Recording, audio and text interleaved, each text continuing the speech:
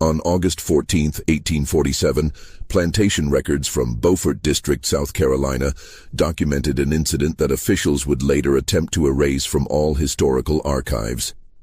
A woman standing 7 feet and 2 inches tall, purchased for the astronomical sum of $3,000, killed 6 overseers in a single night, using nothing but the chains meant to restrain her. The Charleston Medical Journal briefly mentioned her autopsy before the entry was torn from every surviving copy, and 3 witnesses who testified at the subsequent inquiry disappeared within 18 months. For over a century, descendants of the families involved have refused to discuss what happened at Riverton Hall, but recently discovered letters and bills of sale reveal a story so disturbing that it challenges everything we understand about human endurance, calculated revenge, and the lengths people will go to preserve terrible secrets. Before we continue with the story of the woman known only as Tall Sarah in surviving documents, I want to ask you something. This channel is dedicated to uncovering the darkest corners of American history, the stories that were deliberately hidden, the truths too uncomfortable to acknowledge. If stories like this matter to you, hit that subscribe button right now. And I'm curious, where are you listening from? Drop your state or city in the comments below. Knowing where our audience is located helps us uncover more regional mysteries like this one. Now let's go back to Beaufort District in 1847, where something happened that would haunt an entire community for generations. The documents that survived tell us this much. She arrived in chains that had been specially forged in a Charleston ironworks, each linked twice the thickness of standard restraints. Beaufort District in 1847 occupied a peculiar position in South Carolina's rigid social hierarchy. The region's Sea Island cotton had made fortunes for families whose names appeared in Charleston society pages, yet these same families lived in perpetual anxiety about maintaining control over populations that outnumbered them 10 to 1. Riverton Hall, situated 7 miles inland from the coastal estates, belonged to the Grayson family, specifically to Marcus Grayson, a man whose reputation for efficiency and plantation management had earned him consultations from as far away as Mississippi. The Grayson plantation differed from its neighbors in one significant aspect. Marcus had inherited the property from his uncle in 1843 with instructions to modernize operations and maximize output. This meant experimentation with crop rotation, imported farming techniques from the Caribbean, and most controversially, a systematic approach to labor management that other planters whispered about at the Planters Hotel bar. Marcus kept meticulous records. He measured everything: hours worked, food consumed, punishment administered, even the exact dimensions of the quarters where the enslaved workers slept. His ledgers, preserved in the South Carolina Historical Society archives under restricted access, reveal a mind obsessed with control and optimization. Riverton Hall itself sprawled across 800 acres of prime cotton land, bordered on the east by the swampy tributaries of the Combahee River, and on the west by dense maritime forest that locals avoided after dark. The main house, a 2-story structure with Doric columns imported from Italy, stood on a slight rise overlooking the fields. Behind it, arranged with geometric precision, were the work buildings, the cotton house, the mill, the blacksmith forge, the overseer's quarters, and furthest back, barely visible from the main house, the 2 rows of slave cabins that housed 127 people as of January 1847. Marcus employed 4 overseers that year, each assigned specific sectors of the operation. The head overseer, a transplanted Virginian named Tobias Finch, had worked plantation security for 12 years and reportedly prided himself on never having lost a single enslaved person to escape. Under Finch served 3 younger men: Nathaniel Huxley from Georgia, Samuel Crenshaw from North Carolina, and a local man named Robert Vernon, whose family had worked Beaufort District land for 3 generations. Together, these 4 men maintained order through a combination of routine, surveillance, and calculated demonstrations of authority that Marcus termed preventative discipline in his correspondence. The system had functioned smoothly for 4 years. Then, In July 1847, Marcus received a letter from his factor in Charleston, a man named Edmund Lattimore, who specialized in unusual acquisitions. The letter, now preserved in the Grayson family papers at the University of South Carolina, described an opportunity that might interest a planter of Marcus's progressive inclinations. A woman of remarkable physical proportions and strength had become available through the estate sale of a deceased Virginia planter. She stood over 7 feet tall, possessed unusual musculature, and, according to the letter, had proven difficult to manage at her previous location. The Virginia estate wanted her gone quickly and quietly. The asking price, $3,000, more than triple the cost of a prime field hand. Marcus discussed the purchase with Finch over dinner on July 18th. The overseer's reaction, recorded in Marcus's journal, was cautious. Such a specimen might prove more trouble than profit, Finch reportedly said. Physical anomalies often correlate with mental deficiencies or unmanageable temperaments. But Marcus saw opportunity where Finch saw risk. A woman of such size could revolutionize field productivity. She could serve as an example of proper management, proof that Marcus's systematic approach could handle even the most challenging cases. On July 23rd, Marcus traveled to Charleston to inspect the woman personally. What he saw convinced him. She stood 7 feet and 2 inches tall, with a bone structure that the accompanying medical documentation described as congoid variant, exceptional density, estimated weight 240 to 260 pounds. Her shoulders were wider than most men's, her hands large enough to palm a man's skull. But what impressed Marcus most, according to his journal entry that night, was her eyes. Alert, calculating, possessed of an intelligence that suggested careful observation and retention of information. He purchased her on the spot, along with the specialized restraints that had been commissioned for her transport. The bill of sale, dated July 24, 1847, lists her simply as Sarah, age approximately 28 to 32 years, unusual height, Virginia-born, sold as is with no warranty of temperament. No surname, no family history, no record of her previous labor or the circumstances that had made the Virginia estate so eager to sell her. She arrived at Riverton Hall on August 3, 1847. Transported in a reinforced wagon with sides that had been heightened to accommodate her frame. The chains that bound her wrists and ankles had been forged specifically for her dimensions. Each cuff 4 inches wide, each chain link thick as a man's thumb, the whole apparatus weighing approximately 40 pounds. Marcus had ordered additional security measures, a high-walled wagon bed, 2 armed guards riding alongside, and strict instructions that she was not to be released from restraints until proper accommodations had been prepared at Riverton Hall. The other enslaved people at Riverton Hall had heard rumors of her arrival for days. Word traveled through the quarters with the peculiar efficiency that Marcus never fully understood, despite his attempts to monitor and control information flow. By the time her wagon rolled into view, every person not actively working in the fields had found reasons to be within visual range of the main yard. What they saw disturbed them in ways that went beyond her physical size. One woman, called Dinah in the records, later testified that she looked at us like she was counting, like she was taking measure of something we couldn't see. Another, a man named Jupiter who worked the stables, said, "Her face had no fear in it, and that scared me worse than if she'd been crying or fighting. She looked like she was waiting for something." Marcus had ordered the construction of a special holding area in one of the storage buildings, a room with reinforced door, barred window, and a floor-mounted ring where her chains could be secured. Finch objected to the location, arguing it was too close to the regular quarters, but Marcus insisted. He wanted the other enslaved people to see her, to witness proper management of even the most challenging case. It would serve, he believed, as both demonstration and deterrent. The first 3 days passed without incident. Sarah was fed twice daily, allowed limited movement within her secured room, and subjected to what Marcus called observational assessment. Finch and his men took turns watching her through the barred window, noting her behaviors, her responses to commands, her physical capabilities.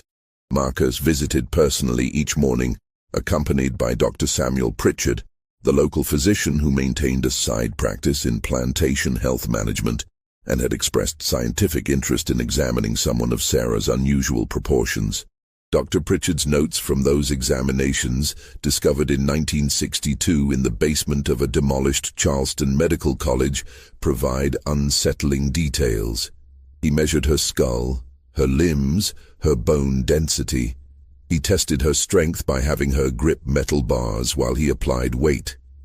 He noted that her pulse remained steady even under stress, that her breathing never became labored, that she tolerated pain with a stoicism suggesting either unusual pain threshold or remarkable mental discipline. But what disturbed Pritchard most, based on his private journal entries, was her silence. She never spoke, never cried out during the examinations, never responded to questions in English or the limited French that Pritchard attempted. She simply watched, her eyes following every movement in the room, her expression neutral except for occasional moments when Pritchard swore he detected something calculating, almost mathematical, in the way she studied the door hinges and chain attachments. On the fourth day, August 7th, Marcus decided she was ready for integration into the work schedule. He instructed Finch to have her fitted with the standard work restraints, lighter chains that would allow field labor while preventing running, and assigned her to cotton picking under the supervision of Nathaniel Huxley, who oversaw the Western field crews. What happened next would become the subject of conflicting accounts in the testimony that followed. Huxley's version, given to the magistrate 2 weeks later, claimed that Sarah had attacked him without provocation when he attempted to adjust her chains. But testimony from 3 enslaved workers in that field, testimony obtained only because the investigating authorities needed to establish a timeline, told a different story. They described how Huxley had ordered Sarah to kneel for the chain adjustment, how she had complied without resistance, and how Huxley had then struck her across the face with his coiled whip, not as punishment for any infraction, but as what he called establishing proper understanding from the start. Sarah had not reacted, had not cried out or flinched or shown any sign that the blow had registered. She had simply continued kneeling, her eyes fixed on Huxley's face, her expression unchanged. This lack of reaction had apparently unnerved Huxley, because he struck her again, harder, drawing blood from her lip. Still nothing. No sound, no movement, no emotion visible on her face. It was Huxley who had broken first. According to the testimony, he had stepped back, his own hand trembling slightly, and ordered her to stand and begin working. She had risen to her full height, towering over Huxley by more than a foot, and moved to the cotton rows without a word. For the rest of that day, she worked with mechanical efficiency, picking cotton at a rate that matched 3 normal workers, never slowing, never resting, her chains rattling rhythmically as she moved through the rows. That night, after the work crews had returned to their quarters and the evening meal had been distributed, Finch made a decision that would alter everything that followed. He instructed his 3 subordinate overseers to join him in conducting what he termed a comprehensive orientation session with Sarah. The stated purpose, recorded in Finch's daily log, was to establish clear behavioral expectations and demonstrate the consequences of resistance or non-compliance. The session was scheduled for 9 p.m. in Sarah's holding room, after the rest of the enslaved population had been locked in their quarters for the night. Marcus Grayson would later claim he had not been informed of this session in advance, though letters found in his desk drawer suggested otherwise. What is certain is that at approximately 8:45 p.m. on August 7, 1847, Finch, Huxley, Crenshaw, and Vernon gathered outside the storage building where Sarah was held, each man carrying the implements of their trade: whips, clubs, leather straps, and in Finch's case, a set of iron devices called thumb screws that were technically illegal in South Carolina, but widely used in private discipline sessions. 2 enslaved men, Jupiter from the stables and a man named Abraham who worked the cotton house, were ordered to stand guard outside the building with instructions to prevent anyone from approaching. Both men would later testify that they had been positioned deliberately out of direct sight of the holding room's barred window, but close enough to hear. What they heard over the next hour would haunt them for the rest of their lives, though they would struggle to put it into coherent narrative form. The session began, according to their testimony, with sounds of chains rattling, followed by Finch's voice giving commands. Then came sounds of impact, the crack of leather on flesh, the thud of wood on muscle, the metallic scrape of restraints being adjusted. But what disturbed both men most was the absence of the sounds they expected. No screams, no begging, no crying, nothing from Sarah. Just the rhythmic sounds of punishment being administered and, occasionally, one of the overseer's voices, though neither Jupiter nor Abraham could make out the words. This continued for approximately 40 minutes. Then the nature of the sounds changed. Abraham described it in his testimony as the chains starting to move different, faster, and the men's voices getting louder, not angry, but something else, something that made my stomach sick. Jupiter said the sounds reminded him of when you butcher a hog and it knows what's coming and starts thrashing. What both men agreed on was the exact moment everything changed. They heard Finch shout, "Hold her down," followed by a sound that Jupiter described as metal screaming, and Abraham called like a ship's anchor chain snapping in a storm. Then came the sounds of something heavy swinging through air, impact against flesh and bone, men's voices raised in genuine terror, and beneath it all, for the first time since arriving at Riverton Hall, Sarah made a sound. Not a scream or a cry, but a low, sustained vocalization that neither man could adequately describe, except to say it raised the hair on their arms and made them want to run despite the consequences. The chaos lasted perhaps 2 minutes. 2 minutes of impacts, breaking furniture, men shouting commands that went unheeded, and that terrible sustained sound from Sarah. Then silence. Complete, absolute silence that both men later said was somehow worse than the noise that had preceded it. Jupiter and Abraham stood frozen outside the building, neither willing to look through the window, neither willing to approach the door, both paralyzed by the implications of what they had heard and what that silence might mean. They stood there for perhaps 5 minutes, though both admitted time became elastic in those moments, before the door opened from inside. Sarah emerged, still chained but now holding approximately 6 feet of loose chain in her hands, the end links dripping something dark that reflected the moonlight. She was breathing heavily, the first time either man had seen her show any physical exertion, and her prison dress was torn and stained. She looked at both men with an expression that Abraham later struggled to describe. Not angry, not scared, just empty, like something had gone out of her and left something else behind. She walked past them without speaking, moving toward the main path that led through the plantation grounds. Her gait was measured, purposeful, and despite the 40 pounds of chains she still wore, she moved with a fluidity that seemed to contradict her size. Jupiter and Abraham watched her go, neither man moving to stop her, neither willing to look through that open door to see what she had left behind. It was Abraham who finally found the courage to approach the doorway and peer inside, though he would later say this was the worst decision of his life. The holding room, which measured approximately 12 feet by 15 feet, looked as though something massive and violent had occurred in a very confined space. The floor-mounted ring where Sarah's chains had been secured had been torn completely free from the floorboards, the surrounding wood splintered upward. Furniture that had been in the room, a small table, 2 chairs, had been reduced to fragments scattered across the floor. And there, in various positions around the room, were Finch, Huxley, Crenshaw, and Vernon. Abraham did not enter the room, did not need to. Even from the doorway, even in the limited light from the single oil lamp that had somehow remained lit through whatever had transpired, he could see enough to know that all 4 men were dead. The specific nature of their injuries would be documented later by Dr.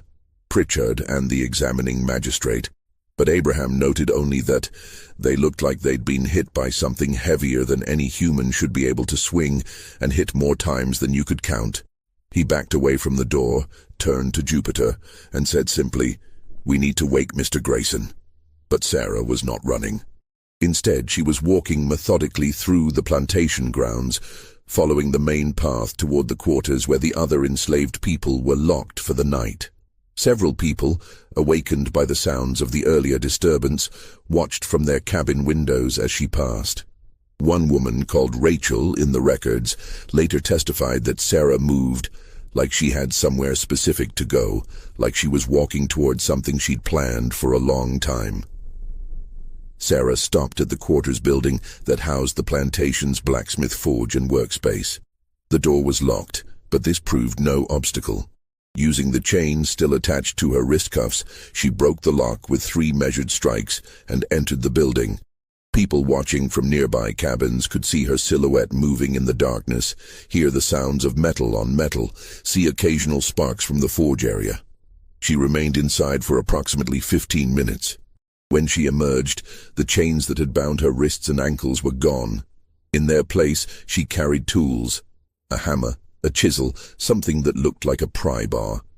And she was walking toward the storage building that served as the plantation's secure facility for holding problematic enslaved people awaiting sale or transfer to harsher labor conditions.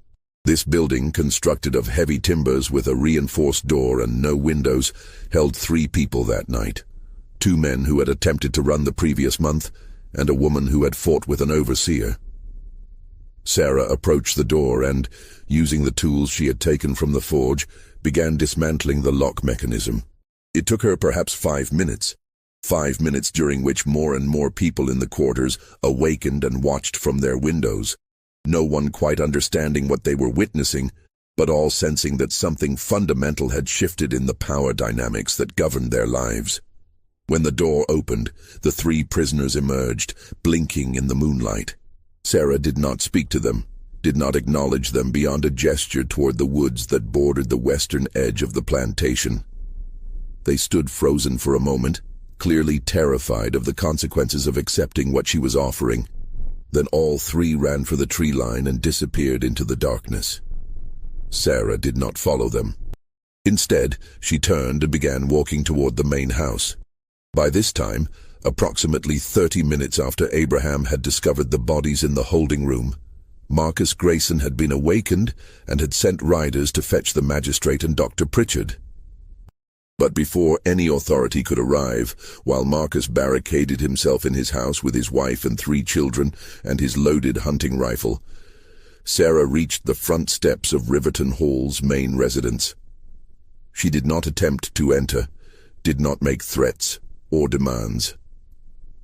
Instead, according to testimony from enslaved people who witnessed the scene from various vantage points around the plantation grounds, she stood at the base of the steps, her 7-foot frame clearly visible in the light of the house's front lamps, and simply waited, watching the door with that same neutral expression that had disturbed so many people during her brief time at Riverton Hall. She stood there for 2 hours unmoving, as riders galloped away into the darkness to summon help. She stood there as the other enslaved people, realizing they were not being restrained or punished for watching, gradually emerged from their quarters and formed a loose semicircle behind her, not joining her but not opposing her either, simply bearing witness to something none of them had words to describe. She stood there as dawn began to lighten the eastern sky, and the true scope of what had happened began to reveal itself in the growing light. When the magistrate finally arrived at first light, accompanied by 6 armed men and Dr. Pritchard, they found Sarah still standing at the base of the main house steps, surrounded now by more than 70 enslaved people who had gathered through the night, all of them silent, all of them watching. The magistrate later described the scene in his official report as disturbing in its implications and organized appearance, suggesting premeditation rather than spontaneous uprising. Sarah offered no resistance when the armed men approached her with reinforced restraints. She allowed herself to be chained, new chains heavier than before that required 3 men to carry, and led away to a wagon that had been specially prepared for transport. She looked back only once as they moved her toward the wagon, her gaze sweeping across the assembled crowd of enslaved people, and several witnesses later testified that in that moment they saw something in her expression that they couldn't quite name. Not triumph, not satisfaction, but perhaps acknowledgement of something completed or begun. The wagon departed Riverton Hall at approximately 7 a.m. on August 8, 1847, carrying Sarah toward Charleston and whatever fate awaited her in the legal proceedings that would follow. Behind her, the plantation descended into controlled chaos as authorities began the grim work of documenting the scene in the holding room, taking testimony, and attempting to establish a clear sequence of events that would make sense of what had transpired in those dark hours. The immediate aftermath of August 7th-8th sent shockwaves through Beaufort District's planter class that extended far beyond the deaths of 4 overseers. Within days, Marcus Grayson found himself defending not just his decision to purchase Sarah, but his entire approach to plantation management before a hastily convened inquiry of neighboring planters and district magistrates. The proceedings, held at the Beaufort County Courthouse from August 12th through August 18th, generated hundreds of pages of testimony that revealed uncomfortable truths about the methods employed at Riverton Hall and similar operations throughout the region. Dr. Pritchard's medical examination of the 4 dead overseers, conducted on August 8th and documented in excruciating detail in his official report, established facts that made the entire planter community deeply uneasy. All 4 men had died from blunt force trauma, consistent with being struck repeatedly by something heavy and metallic, specifically the chains that had bound Sarah's wrists and ankles. The pattern and distribution of injuries suggested, according to Pritchard's professional opinion, a methodical rather than frenzied attack, with strikes targeted to produce maximum incapacitation. More disturbingly, the examination of the men's clothing and the holding room itself revealed evidence that contradicted the official narrative of unprovoked assault. Pritchard's private journal, not discovered until decades later, went further. He noted that all 4 men showed signs of recent exertion, consistent with sustained physical activity of a strenuous nature, that their hands bore marks suggesting gripping and restraining actions, and that the arrangement of the bodies in the room indicated a sequence of events more complex than simple defensive action by the deceased. He concluded in notes he clearly never intended for official publication that the physical evidence suggests the deceased engaged in coordinated action against the prisoner prior to her defensive response, and that this action was sustained for a period of time sufficient to provoke extreme reaction. These observations were not included in Pritchard's official report to the inquiry. Years later, in a letter to a colleague dated 1853, he would explain this omission. To have detailed the full implications of my findings would have opened questions that the district's planter class was not prepared to address regarding the methods employed in the management of human property. The social order depended on certain truths remaining unexamined. The inquiry itself focused less on the deaths of the 4 overseers, which were quickly framed as tragic casualties of an inherently dangerous profession, and more on the broader question of Sarah's legal status and ultimate fate. South Carolina law in 1847 provided clear guidelines for enslaved people who killed white persons. Mandatory execution, typically by hanging, to be carried out publicly as a deterrent. But Sarah's case presented complications that made simple application of these laws politically difficult. First, there was the matter of witness testimony. The inquiry heard from Jupiter and Abraham, who described what they had heard but not seen, and this testimony raised uncomfortable questions about what had been happening in that holding room before the chains broke. Several magistrates suggested that if the overseers had been engaged in activities that exceeded legitimate discipline, and the evidence strongly suggested they had, then the legal status of Sarah's actions became murkier. Under South Carolina law, even enslaved people retained limited rights to self-defense against illegal violence, though this principle had rarely been invoked. Second, there was the economic consideration. Marcus Grayson had paid $3,000 for Sarah, a sum that represented a significant investment and one that would be completely lost if she were executed. Grayson argued through his attorney that the deaths had resulted from inadequate restraint procedures rather than inherent viciousness in Sarah, and that with proper management she could still provide valuable labor. Several other planters, already concerned about the financial implications of the case for their own operations, supported this view. Third, and most troubling from the inquiry's perspective, there was the reaction of the enslaved population. In the week following the incident, not a single escape attempt had been reported from Riverton Hall, unusual given the chaos and reduced supervision. But the enslaved people had not returned to normal work rhythms either. They moved through their assigned tasks with mechanical efficiency, but without the small gestures of accommodation and deference that usually characterize the plantation's daily operations. Several overseers from neighboring plantations reported similar changes in their own enslaved population's behavior, as word of Sarah's actions spread through the communication networks that planters never fully understood or controlled. The inquiry concluded on August 18th with a compromise verdict that satisfied no one but avoided the worst political and economic consequences for all involved parties. Sarah would not be executed immediately, but would be held in secure custody, pending further evaluation of her mental state and capacity for rehabilitation. Marcus Grayson would forfeit his investment. Sarah would be considered property of the state, but would not face charges related to inadequate supervision or the deaths of his overseers. The families of the 4 dead men would receive compensation from a fund established by collective contribution from district planters, and the specific details of what had occurred in the holding room would be classified as sensitive to ongoing security considerations and excluded from public court records. Sarah herself had been present for only one day of the inquiry proceedings, August 13th, when the magistrates insisted on viewing her personally to assess her mental state and physical condition.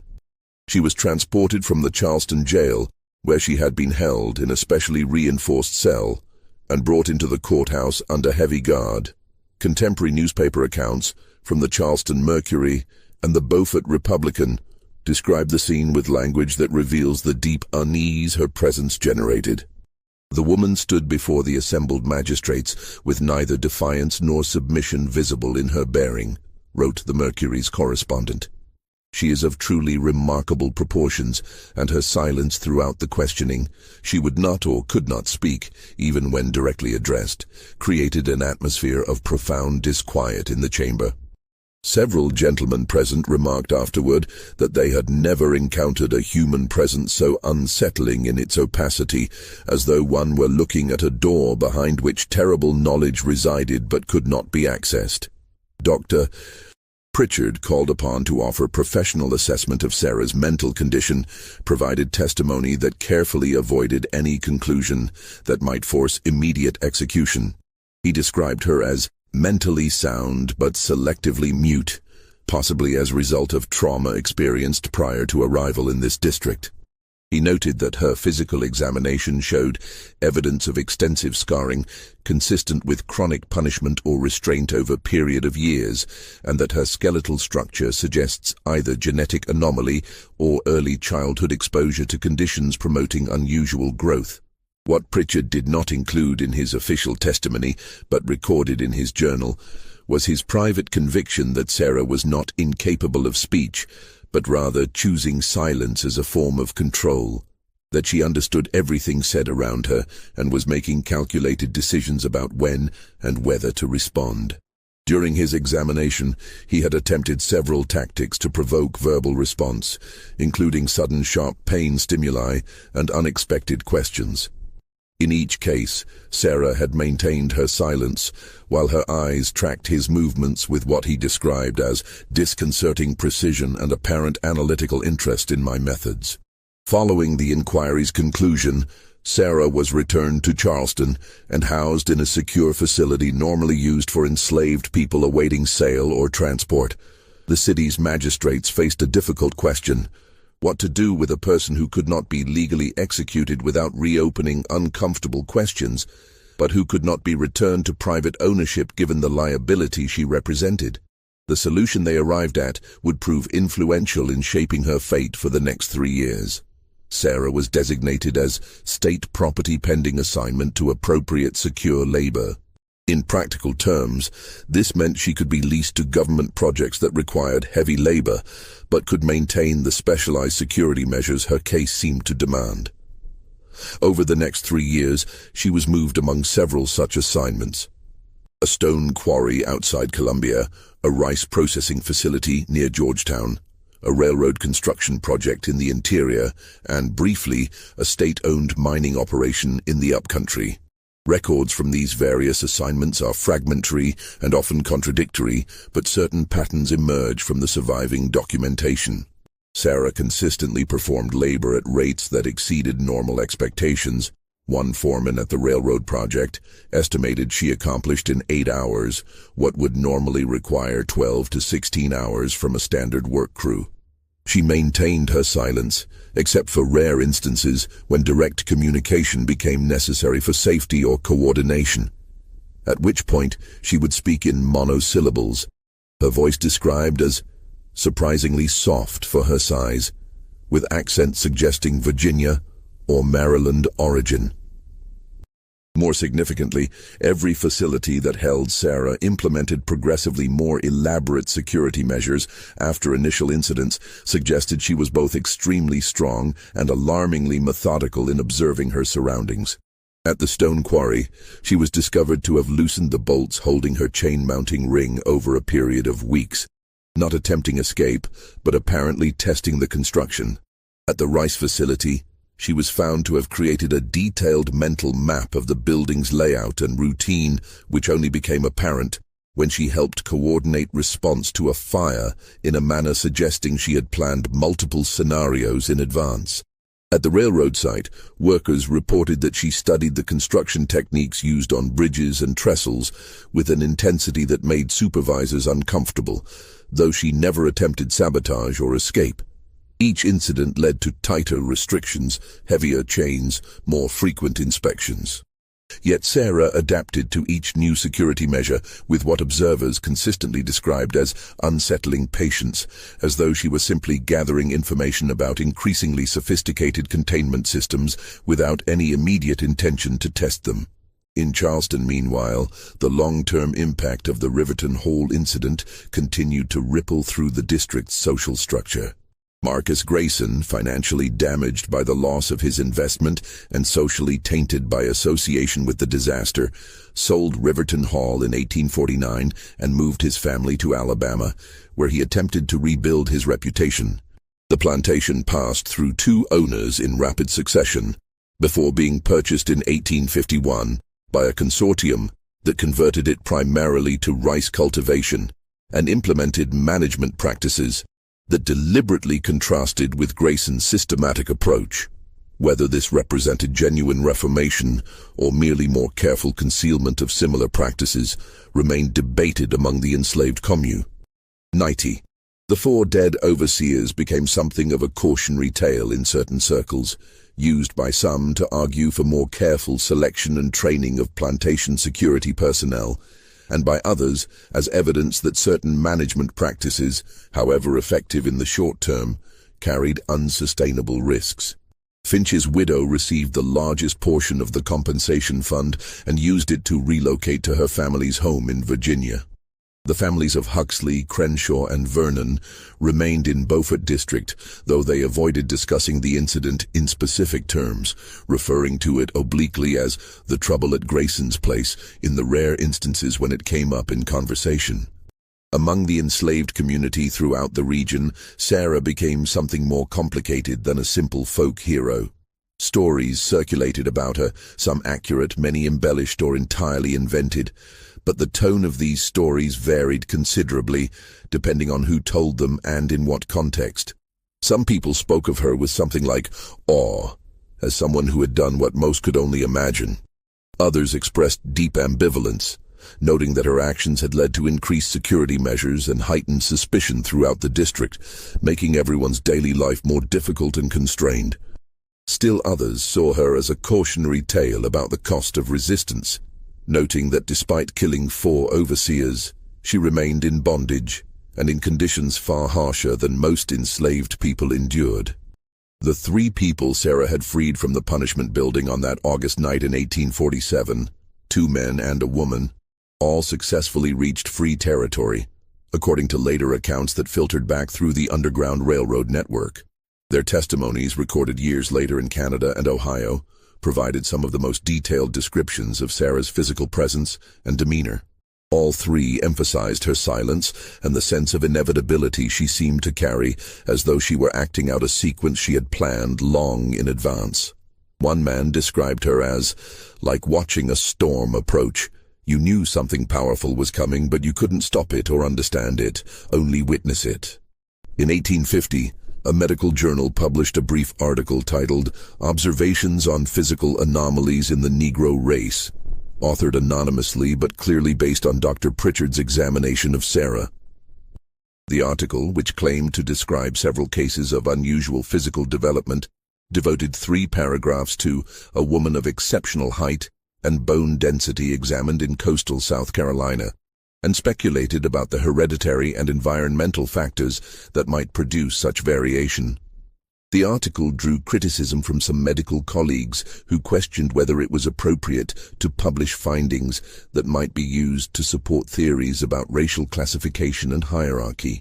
The journal's editor defended the publication on scientific grounds, but agreed to withhold the specific name and location of the subject to protect sensitive parties involved. It was this article that brought Sarah's case to the attention of Dr. Franklin Lowell Hayes, a physician and anatomist based in Augusta, Georgia, who had developed a particular interest in what he termed physiological extremes within enslaved populations. Hayes had published several papers arguing that such extremes represented valuable data for understanding human variation, and that the enslaved population provided an unprecedented opportunity for systematic study that should not be wasted. His interest in Sarah was not humanitarian, but scientific. He saw her as a potentially unique specimen whose anatomical structure might reveal principles applicable to broader theories about race, development, and human capability. In early 1851, Hayes wrote to the South Carolina authorities proposing that Sarah be transferred to his facility in Augusta for comprehensive medical study. His letter, preserved in the South Carolina Department of Archives and History, outlined an elaborate plan for systematic investigation of her physical and mental capacities under controlled conditions, with the results to be published in medical literature and potentially presented at the upcoming conference of the American Medical Association. He offered to assume all costs of her maintenance during the study period and suggested that the findings might have practical applications for plantation management and labor optimization. The proposal generated considerable debate among state officials. Some saw merit in Hayes's scientific arguments and appreciated that his offer would relieve the state of the ongoing cost and security concerns associated with holding Sarah. Others questioned whether the study would simply provide opportunity for Hayes to profit from publication while exposing South Carolina to renewed attention regarding an incident most preferred to forget. The enslaved community, to the extent that word of the proposal reached them through the various informal networks of communication, reacted with deep suspicion, seeing in Hayes's plans something more sinister than simple scientific inquiry. The decision regarding Hayes's proposal was still under consideration when an event occurred that forced the issue and ultimately determined Sarah's fate.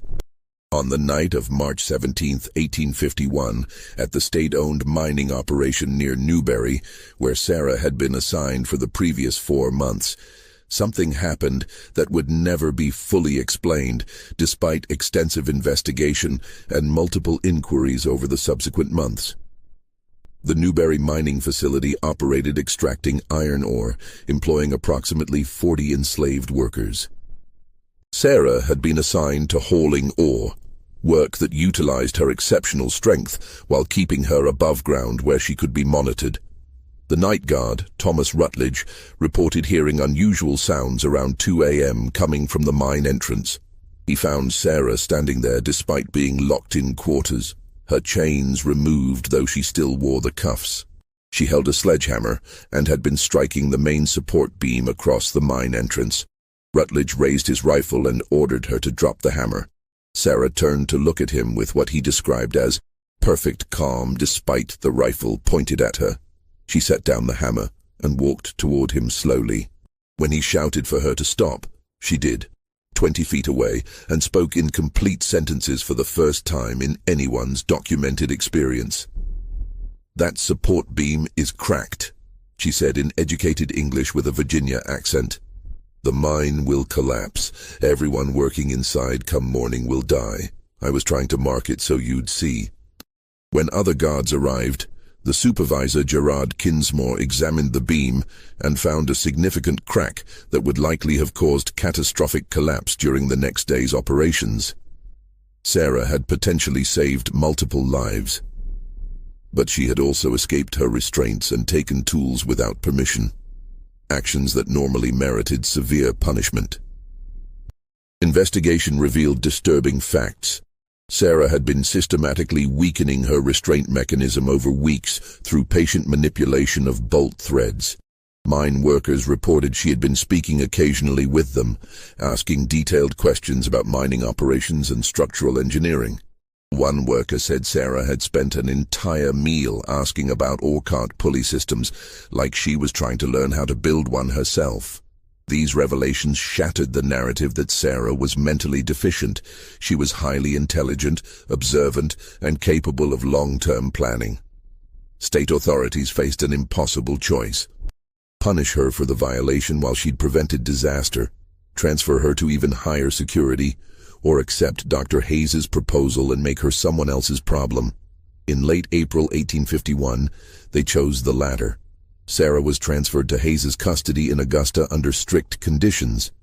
Hayes would assume full responsibility for her security and provide regular reports to South Carolina authorities. Hayes's facility was a converted warehouse fitted with reinforced cells and examination rooms. Over nearly 3 years, Hayes conducted what he termed comprehensive study of Sarah's physical and mental characteristics. His methods, documented in journals discovered after his 1874 death, would be considered unethical by any standard. He subjected Sarah to batteries of physical tests, invasive anatomical measurements, psychological manipulations, and extended periods of isolation, all ostensibly for scientific documentation. Through it all, Sarah maintained her pattern: silence except when speech served a purpose, compliance with physical procedures but resistance to psychological manipulation, and constant observation of everything around her. Hayes grew increasingly frustrated with what he called the subject's refusal to provide spontaneous responses. He noted that Sarah seemed to study him as intently as he studied her, adapting her behavior to minimize invasive procedures. In September 1852, Hayes designed an experiment with mechanical puzzles that needed solving in sequence to unlock a door. Sarah solved them in half his estimated time, but then she spent additional time examining each mechanism in detail. When Hayes questioned this, Sarah responded, "I wanted to understand, so I could build one if I needed to." This disturbed Hayes profoundly. If Sarah had spent years learning how restraints, locks, and security systems worked, she had essentially been receiving an education in exactly the skills that would make her most dangerous. By spring 1854, Hayes noted Sarah had become more communicative, engaging in conversations that exceed minimal necessary responses. She began asking questions about his research, about medical principles, about anatomy and physiology, particularly about which points on the human body were most vulnerable to injury. Hayes realized too late that she was conducting her own research project, with myself as the unwitting subject. In August 1854, exactly 7 years after Riverton Hall, Hayes hosted 5 medical colleagues to observe his research subject. The demonstration included Doctors Pritchard, Lattimore, Constantine, Thornhill, and Mercer. When Hayes attempted to demonstrate Sarah's pain tolerance through deliberate infliction of suffering, several physicians objected strongly.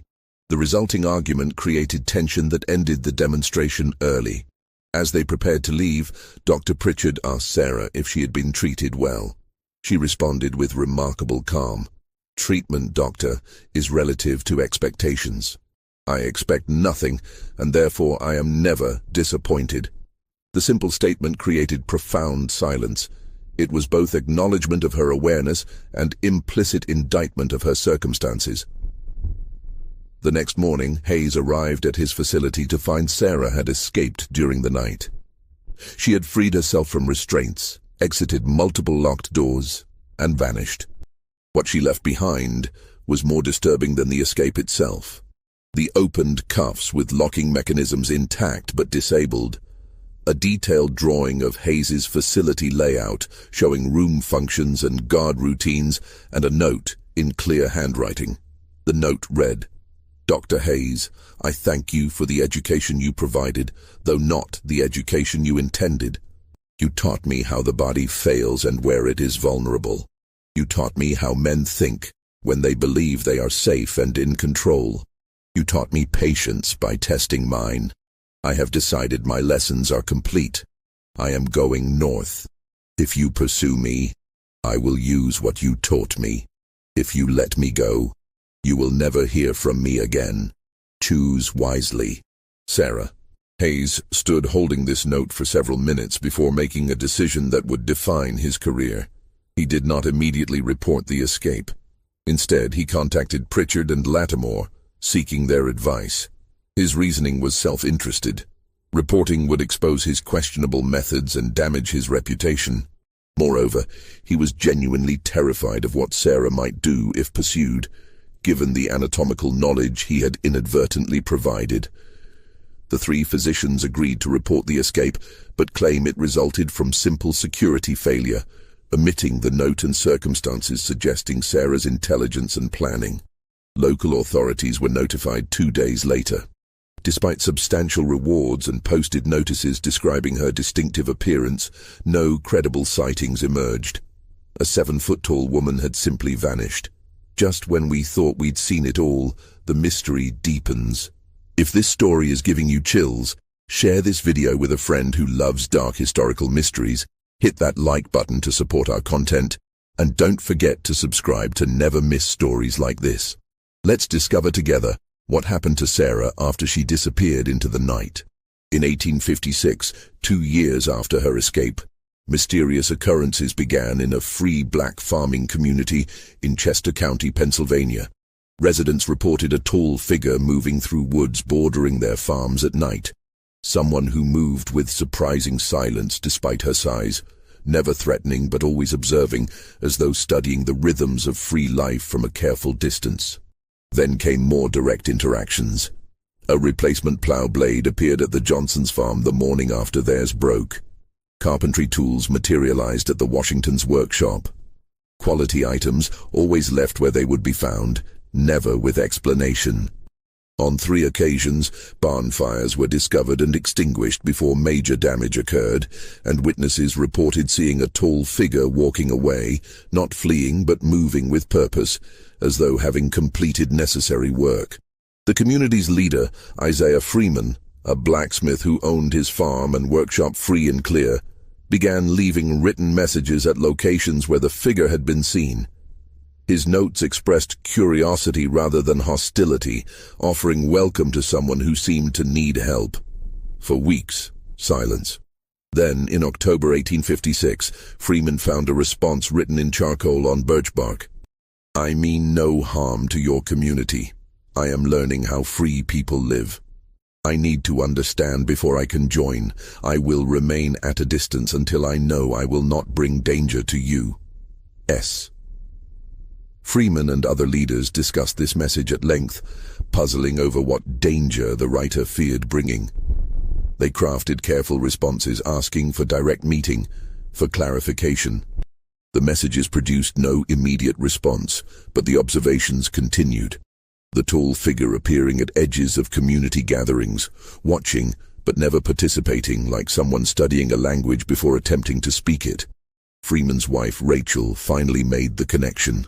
Through Underground Railroad contacts, She had heard stories about an extraordinarily tall woman who had escaped from Georgia 2 years earlier, someone authorities still theoretically searched for, someone whose description matched their mysterious observer. Rachel and Isaiah crafted a new message acknowledging they understood the figure might be someone fleeing bondage and explicitly offering protection. This produced a response within days. On a November evening, the figure approached Freeman's workshop from the woods as darkness fell. Isaiah and Rachel both stood in the doorway as Sarah stepped into the lamplight, tall enough that she had to duck under the doorframe, her clothing rough and weathered from wilderness living, her body lean and powerful. But what struck them most was her eyes, intelligent, careful, like someone who had learned that every interaction might be a trap. "I'm the person from the Georgia notices," Sarah said quietly, her voice softer than they expected from someone her size. "But I was held illegally at the time of my departure, and I killed no one during the escape itself. I've been living in the woods for 2 years, moving north, avoiding people whenever possible." Isaiah asked why she hadn't sought help from Underground Railroad operators or abolitionist communities. Sarah's response revealed the depth of her wariness. "I learned in bondage that people who claim to want to help me usually want to use me for their own purposes. I needed to be certain your community was different before I trusted my freedom to anyone." Over the following weeks, a tentative relationship developed. Sarah worked at the Freeman farm, primarily at night or early morning, helping with heavy tasks, moving equipment, breaking ground for spring planting, repairing barn structures. She lived in a small shed at the wood's edge rather than in the main house, clearly uncomfortable with enclosed spaces and proximity to others. She spoke little and avoided everyone beyond the Freemans themselves, watching and listening more than participating. Rachel Freeman took particular interest in helping Sarah adjust. She brought meals to the shed, sat with Sarah during evening hours, asked gentle questions that didn't demand answers. Slowly, fragments of Sarah's story emerged. Her childhood in Virginia, sold away from her mother at age 11. The years moving among labor sites, always valued for strength, but always suspected. And Riverton Hall, Sarah spoke of it only once, briefly. "They were doing things that would have killed me eventually. I decided if death was coming either way, I would choose the version where I survived." She spoke more about Dr. Hayes's facility, explaining how she had gradually realized his experiments were teaching her valuable anatomical knowledge, even as they were designed to extract information from her. "He thought he was studying me," Sarah told Rachel during one evening conversation, "but I was studying him back, learning how bodies work, where they're weak, how to disable someone efficiently. I figured if I was going to escape, I needed to know these things. He gave me the education I needed to be free."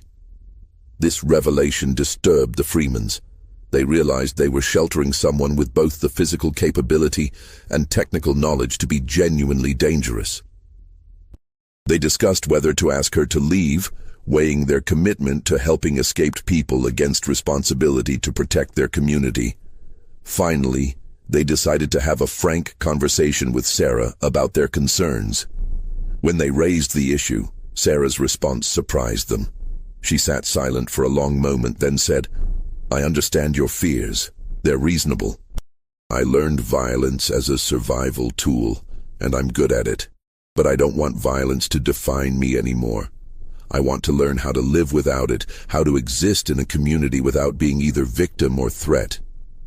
That's why I watched your community for months before approaching, to learn if such a life was even possible."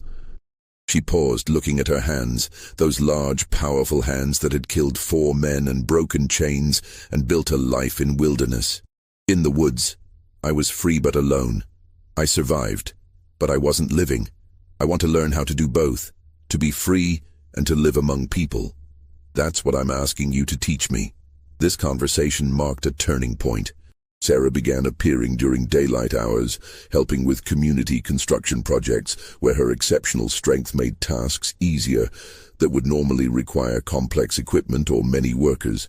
She attended evening gatherings at the Freeman home, sitting quietly and listening to conversations about crops, weather, local politics, the small dramas of community life. She began learning to read and write more formally. She had picked up basic literacy over the years, but had never had systematic instruction. Rachel Freeman became her teacher, and Sarah proved a dedicated student, practicing letters by lamplight in her shed until late each night. Children in the community, less burdened by adult fears and assumptions, approached Sarah with natural curiosity. They asked direct questions about her height, about where she came from, about what it was like to be so tall.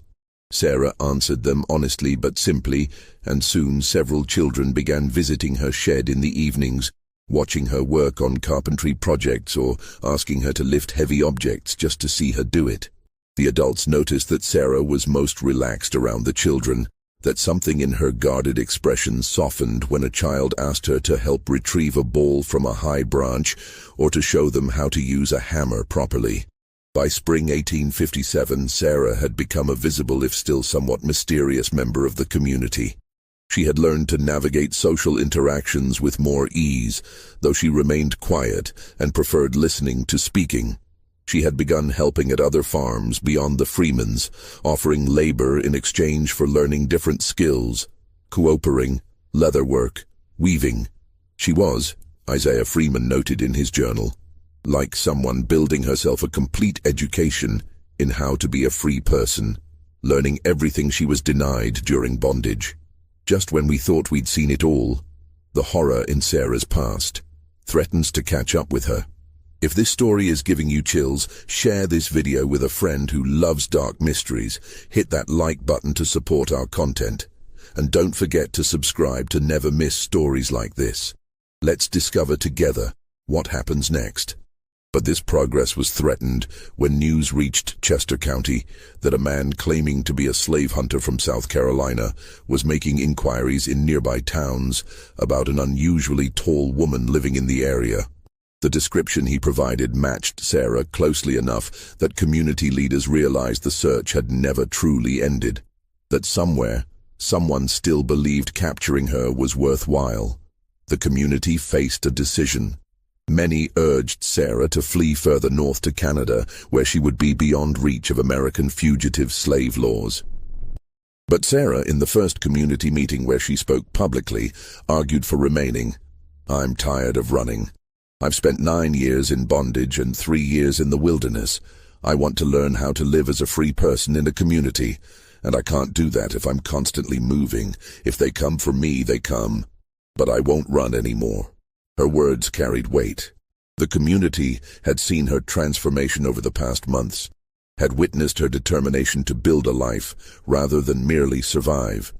Isaiah Freeman consulted with abolitionist lawyers in Philadelphia about Sarah's legal status.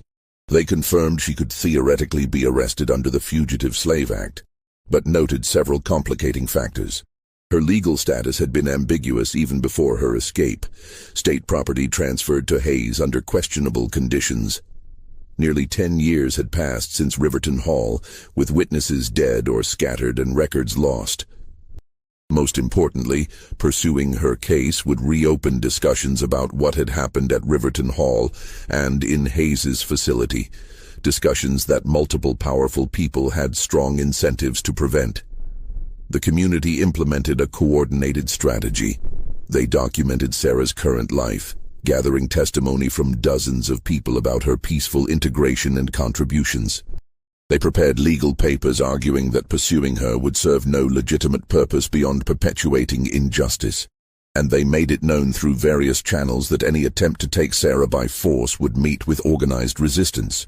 The slave hunter, Walter Pembroke, initially pressed forward with his investigation, confident that locating someone of Sarah's distinctive appearance would be straightforward.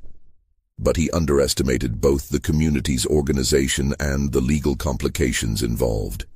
When he attempted to obtain official warrants, he found himself entangled in bureaucratic requirements to demonstrate clear ownership.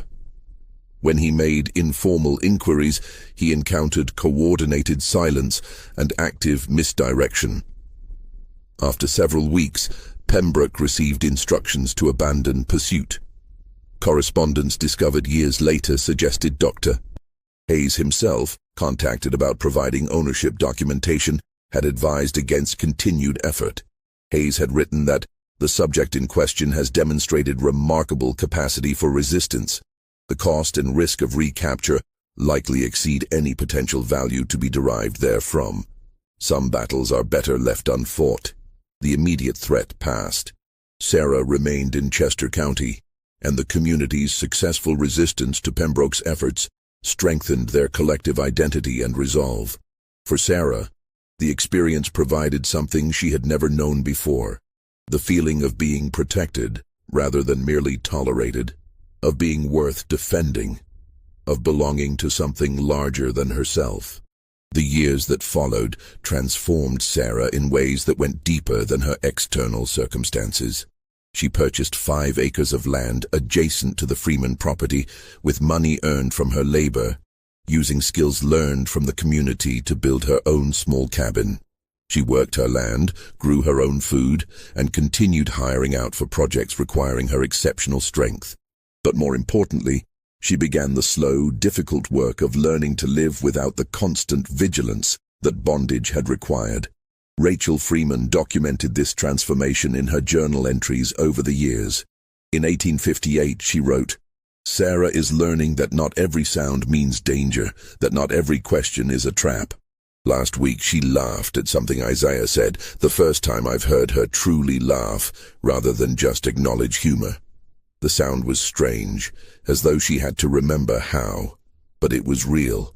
By 1860, as the nation moved toward the Civil War that would finally destroy the institution that had defined Sarah's early life, she had built something that would have seemed impossible during her years at Riverton Hall. She attended community gatherings regularly, contributed to collective decisions, and had even begun teaching younger people practical skills: carpentry, blacksmithing, basic mechanics. The children who had first approached her with curiosity now sought her out for lessons, and Sarah proved a patient if demanding teacher. When war came, Sarah contributed to the Union cause in practical ways. She helped construct earthwork fortifications for Pennsylvania militia units, preparing to defend against potential Confederate incursions. She provided labor for military supply operations, using her strength to move materials that would normally require teams of men or horses. She donated food from her farm to support regiments passing through the region. But she refused all requests to speak publicly about her experiences or to allow herself to be used as a symbol in abolitionist propaganda. "I am not a story for other people to tell," she told one persistent journalist who had tracked her down, hoping for an inspiring tale of escape and triumph. "I'm a person trying to live a life. If my existence proves something about human capability or resilience, fine. But I won't perform my trauma for anyone's political purposes, no matter how righteous they believe their cause to be." After the war, as Reconstruction struggled forward and formerly enslaved people throughout the South attempted to build lives in freedom, some people who knew Sarah's story suggested she might pursue legal claims. Compensation for her years in bondage, perhaps, or formal acknowledgement of wrongs done to her. Sarah declined even to consider such efforts. Going back to that life, even to seek justice, would give it more power over my present than it deserves, she explained to Isaiah Freeman. "I prefer to live forward rather than looking back. The system that held me doesn't exist anymore. The men who abused me are dead or old. What would I gain by dredging up those years except more pain? I'd rather spend my energy building something good than fighting ghosts." But Sarah did speak occasionally about her experiences in carefully chosen contexts. She talked with other formerly enslaved people who struggled with the transition to freedom, sharing what she had learned about building a life after trauma.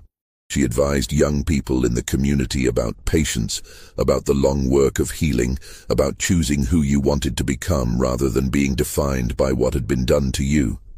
In 1867, a young woman named Clara arrived in Chester County after escaping from Maryland. Clara was tall, not as tall as Sarah, but tall enough that she had been singled out for harsh treatment and constant surveillance during bondage. She arrived traumatized, unable to sleep in enclosed spaces, flinching at sudden movements, speaking only in whispers. The community brought her to Sarah. Over the following months, Sarah and Clara spent hours together. They worked side by side in Sarah's fields, Clara gradually learning that physical labor could be chosen rather than forced. They sat together in the evenings, Sarah talking quietly about her own journey from survival to living. Rachel Freeman noted in her journal that Sarah is teaching Clara what Sarah herself had to learn alone, that freedom is not just absence of chains, but presence of choice, and that learning to make choices after years of having none is its own kind of difficult work. Clara eventually built her own life in Chester County, establishing a small farm and becoming a valued member of the community. Years later, she would say that Sarah had saved her life, not through dramatic rescue, but through patient example of what was possible, through proof that someone could survive terrible things and still become whole. As Sarah moved through her 40s and into her 50s, she became an elder figure in the community, someone younger people sought out for advice, someone whose presence at community discussions carried weight, someone whose story was known but not defined by trauma. She remained physically impressive, her strength enduring well past the age when most people began to slow. She remained quiet, preferring action to words.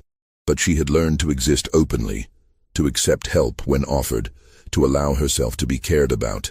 In 1872, Rachel Freeman recorded a conversation that captured something essential about Sarah's journey. They had been discussing Sarah's past, a rare occurrence, as Sarah still spoke little about those years. Rachel asked whether Sarah ever regretted the violence at Riverton Hall, whether she was haunted by having killed 4 men. Sarah was quiet for a long moment before responding, "I don't regret what I did. Those men made their choices and I made mine. What haunts me isn't the violence itself, but how much of my life was consumed by simply surviving. I learned to read at 30. I learned real mathematics at 32. I discovered I enjoyed building things, creating rather than destroying, only after I escaped. How much of me was lost in those years when all my intelligence and strength were devoted just to enduring?" She looked at her hands. Older now, marked by decades of hard use but still powerful. "That's what I carry. Not guilt about the violence, but grief about what I might have been if I'd been free from the beginning. But then I remind myself that who I am now includes everything I survived to become. The lost years made me, even as they took from me. I contain both the loss and what I built from it." When Sarah died in January 1889 at approximately 65 years old, her passing marked the end of an era for Chester County's black community. Her funeral was attended by more than 200 people, formerly enslaved people who had known her story and been inspired by it, children she had taught who were now adults with children of their own, neighbors who had worked alongside her for decades, and people who had traveled from other states specifically to pay respects to someone whose life had meant something beyond its individual circuit. Miss Dances.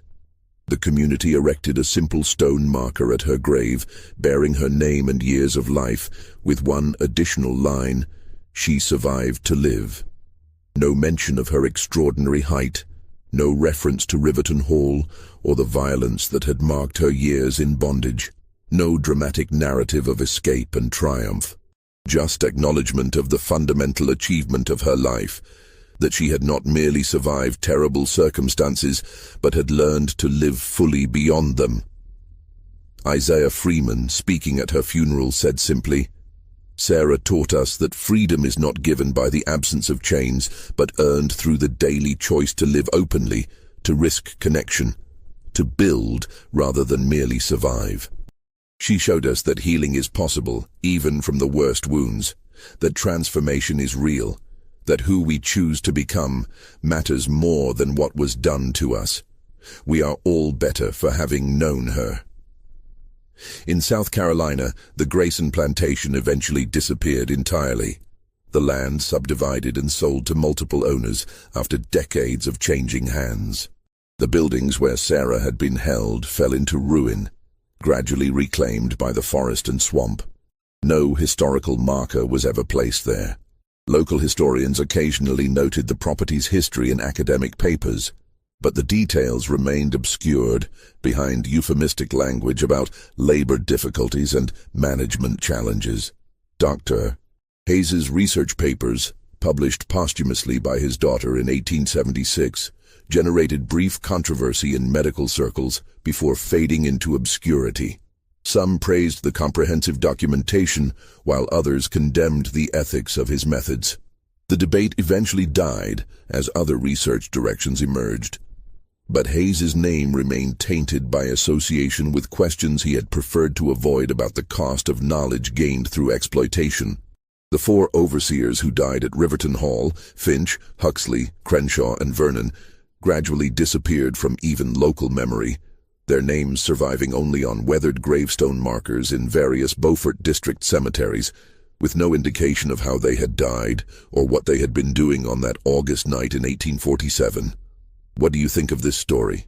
Do you believe everything was revealed, or are there still secrets buried in those forgotten plantation records and destroyed journals? What do you imagine Sarah thought about during those 2 years alone in the wilderness, learning to live without chains, but not yet ready to live with others? Leave your comment below and let me know what stands out to you most about this case. If you found this story compelling and want to hear more forgotten histories from America's darkest chapters, subscribe to the channel and hit that notification bell. Share this video with someone who appreciates stories that challenge our understanding of human endurance and resistance. And remember, history isn't just about the events that made it into official records. It's also about the people who lived through circumstances so terrible that the only way forward was to become something new entirely. See you in the next video.